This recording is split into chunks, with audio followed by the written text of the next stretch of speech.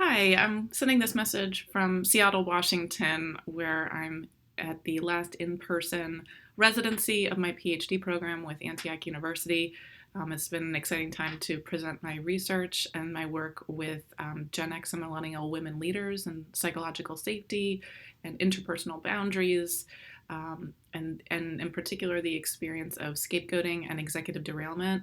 I just felt a lot of support within this community for this line of research, as well as me supporting others who are doing incredible, important, life changing, highly nuanced research on leadership here. Just to name a few of the things that my friends are researching, my colleagues are researching. I have a male colleague who's researching toxic masculinity and its impact on work culture. I have another colleague who's looking at Zoom culture since the pandemic and how it has the capacity to silence and discriminate minoritized voices in that online format. And I have another really close friend who's looking at dignity in the workplace, how that is actually experienced, how that shows up, and how that can be more of an intentional part of management roles, building a culture of dignity. So even just in those couple of examples, and as my research as well, there's just a sort of a new generation of scholarship coming out there and practical leadership. Again, this is a scholar practitioner program. These are people who are involved in their fields actively while doing this research.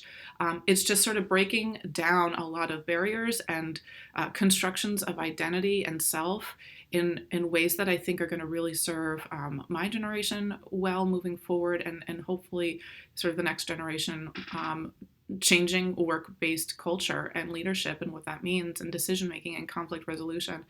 And I say all this with sort of the backdrop of Mother's Day on Sunday.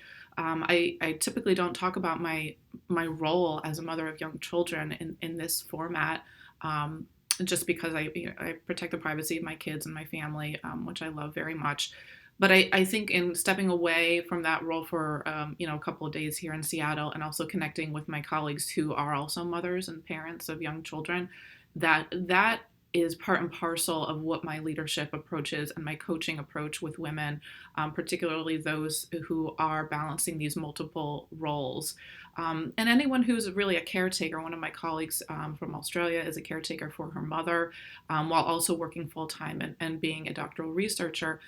And I think those of us who have these really community based, family based caretaker roles, it feels like we're having to sort of be superwoman and do all these things. And that's been the age old struggle as women have entered the professional sector outside of the home, is that balance between expected to do everything for everyone versus sort of specializing and then staying in one particular lane or role or one hat that we wear. And really, it's an integration of those two extremes. And I find that for me in my life right now, my professional work, my coaching work, my research also makes me a better parent, a more informed parent, a parent who is in touch with my own needs and perspectives and worldview as an adult, an autonomous, differentiated adult. Um, Bringing that to my parenting is really important too. And I think as especially my daughters grow up a little bit, they're 5 and 7 right now, and they talk about mommy's PhD and women in leadership. They say, "Mommy does women in leadership," and it's something that really warms my heart that they see me as someone who, in addition to being an incredibly available parent, both physically, spiritually, emotionally, I have passions and important aspects of myself that are also apart from that. And that doesn't take away that role of parenting. It sort of enriches it even more. And I also want to mention that this is not possible without other people. When a primary caretaking at home parent also has these other aspects of self and professional life and identity, there needs to be that village that surrounds the people who are needing to be taken care of, whether it's an elderly relative, an aging parent living in a home, or children. So while I've been out here in Seattle, my husband and my parents have been really filling in that gap. My husband took off a couple days of work. My parents have been driving up early into our home to bring the kids to school and pick them up and do the special activities that they have. But I also know that I feel torn, right now in my life. For example, my 5-year-old, unfortunately, me being away was really hard on her, and she um, is a very kind of more sensitive child. She ended up having a real kind of bad stomach ache last night. So I decided to change my flight and take a red eye home to get home earlier.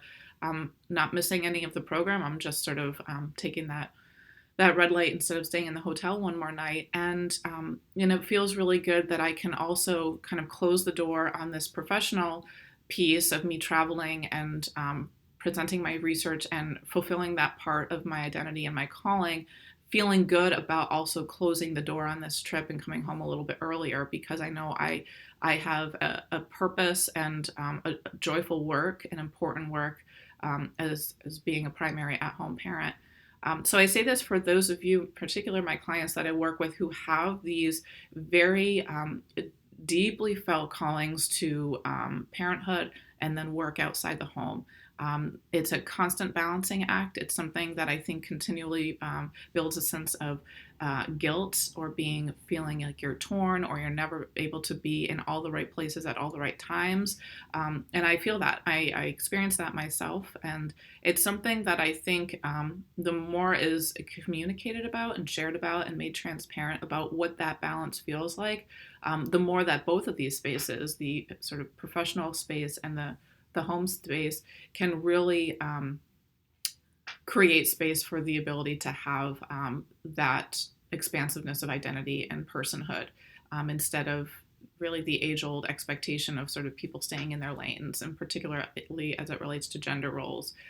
So I offer this as a word of celebration and camaraderie and solidarity for any of those of you, particularly women, particularly those of my age, with young children who are balancing that, and all that takes to sort of maintain a sense of groundedness in that. I see you, and I'm here for you. And I think I'm glad to be doing this work that honors the complexity of all that is.